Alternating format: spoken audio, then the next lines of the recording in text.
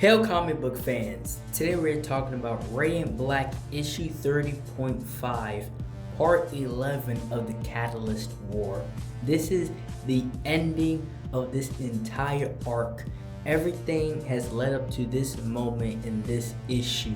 This has been a massive battle and honestly a great series to Radiant Black.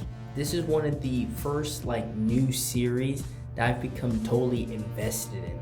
And just off of the first page, Wendell is suffering because all the realities and timelines are crashing on top of each other because fate has to be met, a decision has to be made, and it all links on the plan of Marshall and if they can actually win or not, because nobody in this universe physically has the power to go up and just simply be Premier. He's simply just that guy.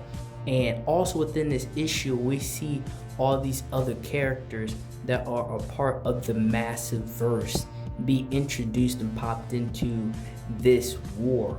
We have characters like Rogue Sun. We have other characters like I did the series on the 3-part series. She had Inferno Girl Red, and others that are in here that have their own series that are helping with this war, because if they lose, everybody loses, and this can honestly crash down every reality, because if Premier wins in one, he wins in all. And so they're going back and forth. Everybody's trying to help do their part and fight this guy. But again, like I said, on their own, nobody can really beat this guy. He is universal level power, but he operates different. He's not like a Thanos or a Darkseid. This guy operates like a computer. And Marshall had a great idea for a weapon. Pretty much it kind of like short circuits the connection the host has with the Radiant being itself. And he needed to get him close enough and everybody close enough to be able to set off this blast. And he did. And he did it with the help of one of their villains as well. And lucky enough for them, the blast actually worked. And it didn't just take their power, it shocked everybody. But it did what it needed to do in order for them to win. Unfortunately, they wasn't able to get the Premier Radiant itself because other came, took it along with the host and dipped out of there.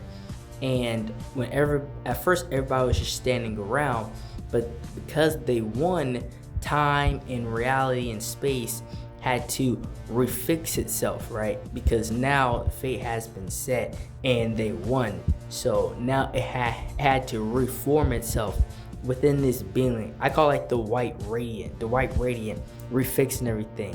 And when you look at this being, it's obvious that it is Marshall, from another timeline, or the timeline where he became a villain of some sorts, and he's the one that fixed everything back.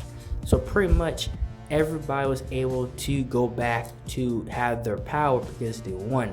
Now it was down between Nathan and Marshall. And after this, conversation they had between them, it was clear that Marshall was the perfect pick to be the Radiant Black. Now, behind the scenes, the writers and creators of this, they had talks because they was going back and forth on who would be the Radiant Black character. And like I said a few videos ago, they let the fans in on it. Hey, who do you guys want to be Radiant Black? So they put a massive poll, and they let the fans' voice speak. And everybody pretty much said Marshall. And so because of the fans said Marshall, he is Radiant Black within this universe. And that's something cool that they did. They literally changed the fate of the story and where everything was going to head into the future. And now Nathan is off, succeeding in his writing career, and Marshall is now the Radiant Black, the superhero of this universe. And that is the end of the first arc of this series. And that's all I have for this video. Like, share, and subscribe for more. Thank you for watching.